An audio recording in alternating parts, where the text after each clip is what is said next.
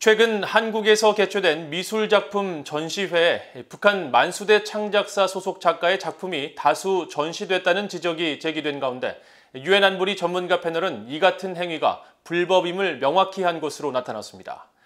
미국 재무부도 만수대 창작사를 제재 명단에 올려 관련된 행위에 형사처벌이나 세컨더리 보이콧, 즉 제3자 제재의 위험성이 따를 수 있는 것으로 확인됐습니다. 첫 소식 함지하 기자가 보도합니다. 유엔 안보리에서 대북 제재 위반을 감시하는 전문가 패널이 올해 3월 발간한 연례 보고서는 북한의 만수대 창작사 작품의 해외 전시가 제재 위반이란 사실을 분명히 하고 있습니다. 이 보고서에 따르면 전문가 패널은 북한의 무기 전시 활동의 위험성을 경고하면서 이와 유사하게 북한은 금지된 예술품이나 조각상을 광고하거나 전시함으로써 직간접적인 이익을 얻을 수 있고 이는 궁극적으로 만수대 창작사의 해외 사업을 지원할 수 있다고 지적했습니다. 한국 등 특정 국가에서 만수대 창작사의 작품이 전시된 사례도 명시했습니다. 지난 2019년과 2020년 만수대 창작사 소속 작가들의 작품이 한국통일부 산하 통일교육원 등이 주관한 전시회에 오르고 만수대 창작사 수혜단장 김청희의 작품 등이 2019년 한국 국회에 전시됐다는 언론 보도가 있다는 겁니다. 전문가 패널은 만수대 창작사의 작품 전시 외에도 관광객들의 평양 만수대 창작사 방문 자체도 경계했습니다.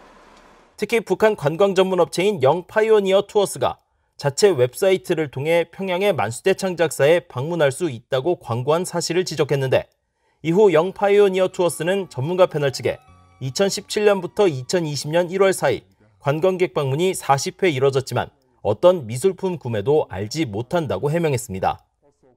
비어있는 한국 인천광역시와 고양시 등 지방자치단체들이 후원한 미술품 전시회에 만수대 창작사 사장 김성민의 2018년 작품 등 대북 제재 대상인 북한 만수대 창작사 소속 작가들의 미술품이 다수 전시됐다고 보도했습니다. 만수대 창작사 자체가 선전선동부 소속이거든요. 그리고 두 번째는 이제 총종취급산하의 백호무역회사. 이 두 회사를 통해서 작품 수입이 김정은에게 직접적으로 전달되는 것이죠. 그리고 그 돈이 김정은이가 사치 생활에 쓴다거나 또 미사일 개발에 쓴다거나 이렇게 되는 것이죠. 그래서 당연히 이 수입은 금지돼야 되고 이 판매가 되는 것 자체가 사실은 대북 제재 위반으로 분명히 볼 수 있습니다. 만수대 창작사와의 거래는 미국 정부에 의해서도 금지된 사안입니다. 2016년 미국 재무부 해외자산통제실은 만수대 창작사를 특별지정 제재 대상으로 지정해 미국인이 만수대 창작사와 거래를 할 경우 거액의 벌금과 형사처벌을 받을 수 있고 외국인은 미국 정부의 2차 제재, 즉 세컨더리 보이콧을 감수해야 합니다. 재무부는 지난해 발표한 주의보를 통해 북한 등 제재 대상이 연관된 고가 미술품 거래에 따른 제재 위반 위험을 경고하면서 이 같은 행위가 제재 대상들이 미국 시장과 금융망에 접근하는 것을 도와줄 수 있다고 지적했습니다. 뷰이 뉴스 함지하입니다.